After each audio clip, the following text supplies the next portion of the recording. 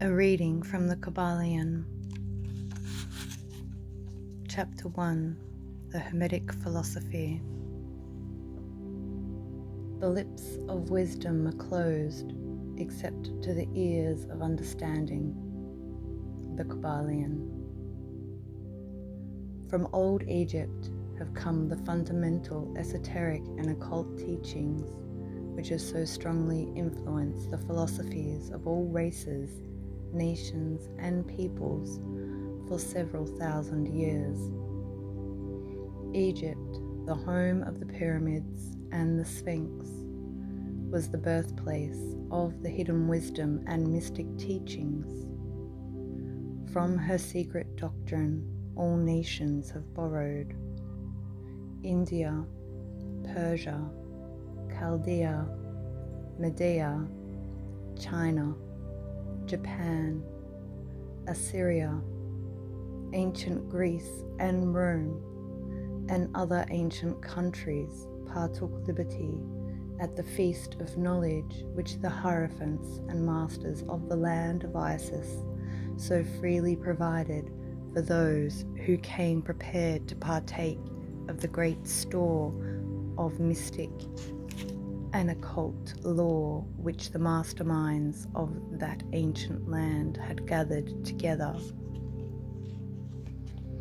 In ancient Egypt dwelt the great adepts and masters who have never been surpassed and who seldom have been equalled during the centuries that have taken their processional flight since the days of the great Hermes. In Egypt was located the great lodge of lodges of the mystics. At the doors of her temples entered the neophytes, who afterward, as hierophants, adepts, and masters, travelled to the four corners of the earth, carrying with them the precious knowledge which they were ready, anxious, and willing to pass on to those who were ready to receive the same. All students of the occult recognize the debt that they owe to these venerable masters of the ancient land. But among these great masters of ancient Egypt, there once dwelt one of whom masters hailed the Master of Masters. This man, if man indeed he was, dwelt in Egypt in the earliest days. He was known as Hermes Trismegistus. He was the father of the occult wisdom, the founder of astrology, the discoverer of alchemy. The details of his life story are lost to history, owing to the lapse of years, though several of the ancient countries disputed with each other in their claims to the honor of having furnished his birthplace, and this thousands of years ago. The date of his sojourn in Egypt, in that his last incarnation on this planet, is not known, but it has been fixed at the early days of the old dynasties of Egypt, long before the days of Moses. The best authorities regard him as a contemporary of Abraham, and some of the Jewish traditions go so far as to claim that Abraham acquired a portion of his mystic knowledge from Hermes himself. As the years rolled by after his passing from this plane of life, tradition recording that he lived 300 years in the flesh, the Egyptians deified Hermes and made him one of their gods under the name of Thoth. Years after, the people of ancient Greece also made him one of their many gods, calling him Hermes, the god of wisdom. The Egyptians revered his memory for many centuries, yes, tens of centuries, calling him the scribe of the gods, and bestowing upon him distinctively his ancient title, Trismegistus, which means the thrice great, the great great, the greatest great, etc. In all the ancient lands, the name of Hermes Trismegistus was revered, the name being synonymous with the fount of wisdom. Even to this day, we use the term Hermetic in the sense of secret, sealed so that nothing can escape, etc. And this by reason of the fact the followers of Hermes always observe the principle of secrecy in their teachings. They do not believe in casting pearls before swine, but rather held to the teaching, milk for babes, meat for strong men, both of which maxims are familiar to the readers of Christian scriptures, but both which had been used by the Egyptians for centuries before the Christian era. And this policy of careful dissemination of the truth has always characterized the Hermetics, even unto the present day. The Hermetic teachings are to be found in all lands, among all religions, but never identified with any particular country, nor with any particular religious sect. This because of the warning of the ancient teachers against allowing the secret doctrine to become crystallized into a creed. The wisdom of this caution is apparent to all students of history.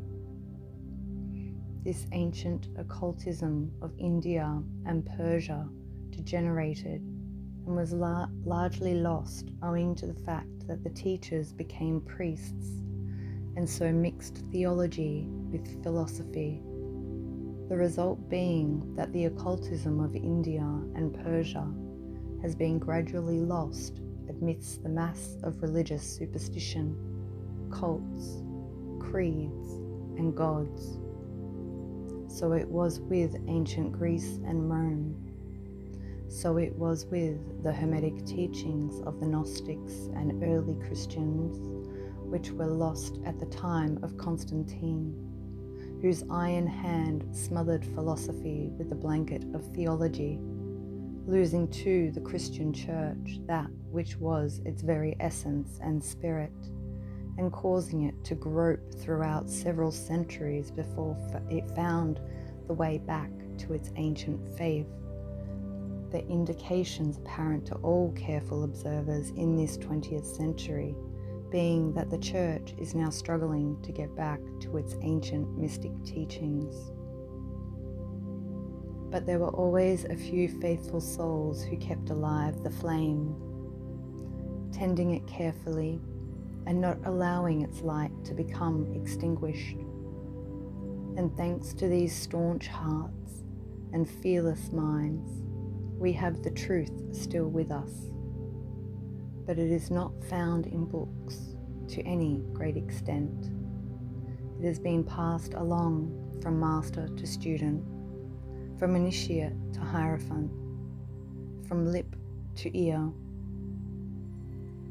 When it was written down at all, its meaning was veiled in terms of alchemy and astrology, so that only those possessing the key could read it aright. This was made necessary in order to avoid the persecutions of the theologians of the Middle Ages, who fought the secret doctrine with fire and sword, stake, gibbet, and cross. Even to this day, there will be found but few reliable books on the Hermetic philosophy, although there are countless references to it in many books written on various phases of occultism, and yet the Hermetic philosophy is the only master key which will open all the doors of the occult teachings. In the early days, there was a compilation of certain basic Hermetic doctrines passed on from teacher to student, which was known as the Kybalion. The exact significance and meaning of the terms have been lost for several centuries. This teaching, however, is known to many to whom it has descended from mouth to ear and on throughout the centuries. Its precepts have never been written down or printed so far as we know. It was merely a collection of maxims, axioms, and precepts which were non-understandable to outsiders, but which were readily understood by students. After the axioms, maxims, and precepts had been explained and exemplified by the Hermetic initiates to their neophytes. These teachings really constituted the basic principles of the art of Hermetic alchemy, which, contrary to the general belief, dealt in the mastery of mental forces rather than material elements, the transmutation of one kind of mental vibrations into others instead of the changing of one kind of metal into another. The legends of the Philosopher's Stone, which would turn base metal into gold, was an allegory relating to Hermetic philosophy, readily understood by all students of true Hermeticism. In this little book, of which this is the first lesson, we invite our students to examine into the Hermetic teachings as set forth in the Kybalion and as explained by ourselves, humble students of the teachings who, while bearing the title of initiates, are still students at the feet of Hermes, the Master. We herein give you many of the maxims, axioms, and precepts of the Kybalion, accompanied by explanations and illustrations which we deem likely to render the teachings more easily comprehended by the modern student, particularly as the original text is purposely veiled in obscure terms. The original maxims, axioms, and precepts of the Kybalion are printed herein in quotation marks, the proper credit being given. Our own work is printed in the regular way in the body of this work. We trust that the many students to whom we now offer this little work will derive as much benefit from the study of its pages as have the many who have gone on before, treading the same path to mastery throughout the centuries that have passed since the times of Hermes Trismegistus, the Master of Masters, the Great. In the words of the Kybalion, where fall the footsteps of the Master, the ears of those ready for his teaching open wide. The Kybalion. When the ears of the student are ready to hear, then cometh the lips to fill them with wisdom. The Kybalion. So that, according to the teachings, the passage of this book to those ready for the instruction will attract the attention of such as are prepared to receive the teaching. And likewise, when the pupil is ready to receive the truth, then will this little book come to him or her. Such is the law. The Hermetic principle of cause and effect, in its aspect of the law of attraction, will bring lips and ear together, pupil and book in company. So mote it be. Thank you for watching. If you enjoyed this, please tap the like button and subscribe. Visit my channel for more of my videos and playlists, and make it a magical day. Blessings to all.